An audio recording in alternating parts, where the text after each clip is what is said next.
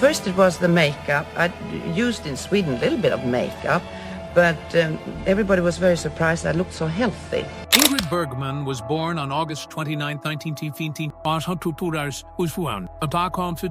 long before the world knew her name. Her beginnings were quiet, almost tragically so. She was just 3 when she lost her mother, and 12 when her father, a photographer who nurtured her early love for imagery and performance, passed away. Orphaned before she could fully understand what that meant, she was raised by relatives. She was shy, soft-spoken, and unsure of her place in the world. But somewhere deep inside, a spark was already glowing. That spark led her to the stage. Despite the losses, despite the shadows, Ingrid found her calling in acting. She enrolled in Stockholm's Royal Dramatic Theatre School, the same prestigious institution that had produced Greta Garbo. And much like Garbo, Bergman carried a natural screen presence that defied expectation. It wasn't just beauty, it was truth. That unflinching honesty in her performance, that rare vulnerability, set her apart from her earliest days in Swedish cinema. Her talent quickly caught the attention of directors and producers in Sweden, and by the time she was in her early 20s, she was a national star. She made over a dozen films in her native language before ever setting foot in Hollywood. One of those early performances, in Intermezzo, 1936, became the key to her international breakthrough. When Hollywood producer David O. Selznick saw the film, he was captivated, not just by her luminous appearance, but by her emotional realism, something rarely seen in the glamour-driven studio system of the time. Selznick invited her to America to star in a 1939 English-language remake of Intermezzo. Ingrid arrived in Hollywood with minimal English, no makeup artist, no entourage, and no desire to conform. She refused to pluck her eyebrows, bleach her teeth, or lose weight, things that were practically mandated for new actresses. At 5'9", with strong cheekbones, wide features, and a distinctly European air, she didn't look like anyone else in Hollywood, and that was precisely her power. She was real. Audiences took notice. Critics hailed her as a revelation. Her performances didn't rely on dramatics or glamour. They were rooted in quiet truth and emotional depth. She conveyed more in a glance than others did in pages of dialogue. Directors loved working with her because she was collaborative, intuitive, and fiercely intelligent. In a male-dominated industry, she held her ground with quiet confidence, earning the respect of legends like Alfred Hitchcock, George Cukor, and Victor Fleming. Even in her earliest films, you could sense something rare. Ingrid Bergman didn't perform characters, she became them. Whether she was playing a desperate wife, a noble resistance fighter, or a conflicted lover, she peeled back layers of artifice and showed the woman underneath. And in doing so, she helped redefine what screen acting could be. Not just illusion, but truth in its rawest form. Her breakthrough came in the 1936 Swedish film Intermezzo. It was a quiet romance, but her performance was magnetic. So magnetic, in fact, that it caught the attention of Hollywood mogul David O. Selznick. And just like that, Ingrid was on a boat to America, cast in the American remake of Intermezzo, opposite Leslie Howard. Hollywood didn't know what hit it. She wasn't like the stars of the day. There was no exaggerated glamour, no over-the-top expressions. With her gentle accent, soft features, and emotional sincerity, Ingrid was something new, something real. Audiences were spellbound. She wasn't just another pretty face. She was a force of nature in the quietest, most powerful sense. The 1940s became her decade. One iconic role followed another, each showcasing a different shade of her range. But it was in 1942, when she starred opposite Humphrey Bogart in Casablanca, that Ingrid Bergman became a legend. She played Ilsa, torn between love and duty, caught in the emotional crossfire of wartime sacrifice. Her luminous eyes and aching silences in Rick's Cafe were etched into cinematic history. "Here's looking at you, kid," might have been Bogart's line, but it was Bergman's face that haunted audiences long after the credits rolled. 2 years later, she won her first Academy Award for her performance in Gaslight. The film was a psychological thriller, and she played a woman slowly losing her grip on reality or being manipulated into thinking so. It was a harrowing performance, fragile, desperate, and utterly believable, and she kept pushing the envelope. In Alfred Hitchcock's notorious 1946, she starred opposite Cary Grant in a tale of espionage and seduction. Her emotional depth gave weight to a story drenched in danger. But behind the poise and talent, there was a woman willing to risk everything for her art and her heart. In the late 1940s, Ingrid made a decision that shocked Hollywood. She followed her heart to Italy. She had fallen in love, not just with a man, but with a vision. The man was Roberto Rossellini, the pioneer of Italian neo-realism. Their relationship wasn't just romantic. It was artistic, rebellious, and deeply controversial. Ingrid was still married to Peter Lindström, a Swedish neurosurgeon with whom she had a daughter, Pia. Their marriage, conventional and stable on the surface, had begun to crack under the weight of Bergman's rising stardom. When news broke of her affair with Rossellini and her pregnancy by him, it was a scandal of seismic proportions. America turned on her. Once beloved by millions, she was now denounced in Senate speeches as a symbol of moral failure. But Ingrid, as always, chose her truth over public approval. She divorced Lindström in 1950 and married Rossellini in Mexico. Together, they had 3 children, Isabella, Roberto Ingmar, and Isotta Ingrid. Their cinematic collaborations, Stromboli, Europa 51,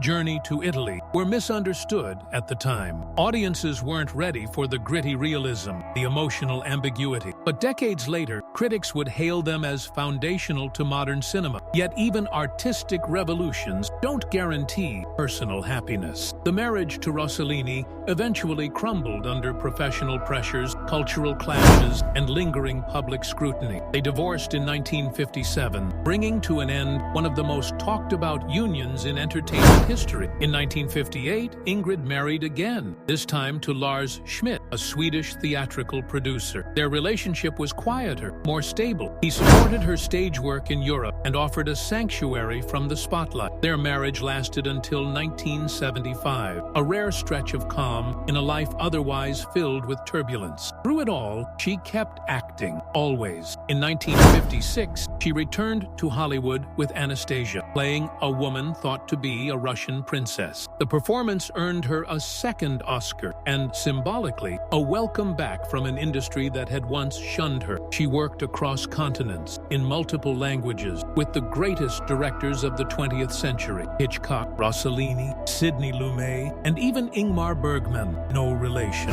She was nominated for 7 Academy Awards, winning 3. She won 2 Emmys, a Tony, and the undying love of audiences around the world. But perhaps no chapter of her life was more telling than her battle with illness. In the early 1970s, while performing in The Constant Wife in London, Ingrid discovered a lump in her left breast. She was 59. Surgery followed quickly and quietly. She didn't want pity, only privacy, and the ability to continue working. But the cancer wasn't done with her. Years later, while filming Autumn Sonata, a raw, emotionally devastating film directed by Ingmar Bergman, she discovered another lump. Again, she returned to London. Again, she underwent surgery. And again, she didn't stop working. In fact, her performance in Autumn Sonata is widely regarded as one of her greatest, layered, aching, and deeply personal. She never surrendered to illness. She simply adapted. When the cancer returned once more, metastasizing to her spine and lungs, she kept going. Her right lung stopped functioning. Her vertebrae collapsed. But she still took on the role of Golda Meir in the television film A Woman Called Golda. Filming was agonizing, but she powered through. What many don't realize is that this would be Ingrid Bergman's final performance, a swan song not just of a career, but of a life defined by relentless passion and dignity. By the time filming began in 1981, her physical pain was nearly unbearable. She wore a back brace between scenes. Her breathing was labored. Sometimes she would collapse in her trailer from exhaustion, only to return to set hours later, ready to deliver lines with unwavering conviction. She was portraying Israel's first female prime minister, a role that demanded strength, wisdom, and resilience, qualities Ingrid didn't have to fake. She lived them. Her co-stars and crew watched in awe. Despite the ravages of her illness, she remained focused, composed, and fiercely committed to the story. She studied Golda Meir's speeches, immersed herself in her history, and insisted on doing the emotional heavy lifting herself. No stand-ins, no shortcut. "If I can't do this well," she told director Alan Gibson, "then I shouldn't do it at all." But she did do it, and brilliantly. When A Woman Called Golda aired in 1982, just months before her death, it was met with critical acclaim. Viewers and critics were stunned by the performance's gravity, especially when they learned of Ingrid's condition during filming. It was raw, intimate, and deeply human. She didn't just act the part, she gave it everything she had left. Ingrid posthumously won both a Primetime Emmy and a Golden Globe for her portrayal. The honors were bittersweet, reminders of a talent that shone to the very end. But perhaps the real reward was something greater. Her final role wasn't about vanity or legacy. It was about telling a woman's story with empathy, even while facing her own mortality. And in that, Ingrid Bergman didn't just play a legend. She became one. She was now frail, her face changed by treatment and time. But her performance burned with the same fire that had captivated audiences for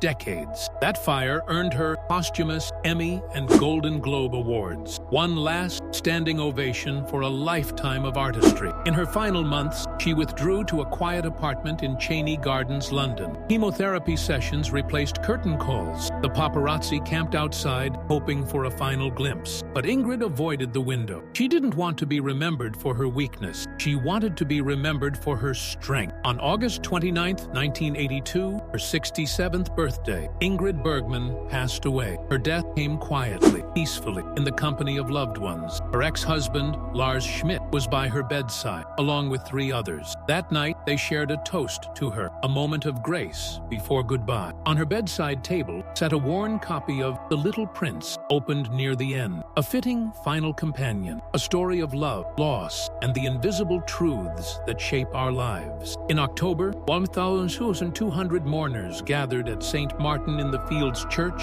in London to say goodbye. Among them were her children, including Isabella Rossellini, now making her own mark in cinema, Liv Ullmann, Sir John Gielgud, Dame Wendy Hiller, and other giants of the stage and screen came to pay their respects. But this was more than a funeral. It was a tribute to a woman who had changed the face of global cinema. The pews were filled not just with stars, but with writers, filmmakers, former colleagues, and fans who had traveled from all over the world. Flowers lined the steps of the historic church, and photographers respectfully kept their distance, as the tone of the day demanded reverence, not spectacle. The service itself was elegant, understated, just like the woman they had come to honor. The organ played softly, the air filled with memories, and the silence between each hymn felt sacred. Isabella Rossellini, Ingrid's daughter, with director Roberto Rossellini, delivered a quiet but powerful eulogy. She spoke not of glamour or fame, but of her mother's complexity, her strength, her missteps, her resilience, and her unwavering belief in living an authentic life. She recalled Ingrid's infectious laugh, her love of nature, and her childlike joy in simple things like picking wildflowers or baking Swedish cardamom buns. She was a star, Isabella said, but also a woman who burned her toast, forgot birthdays, and cried during sad movies. She lived big, but she loved quietly. The service closed with a reading of one of Ingrid's favorite poems, something she would often recite during late-night conversations with friends. Its final lines, about the beauty of impermanence, left the entire congregation in tears.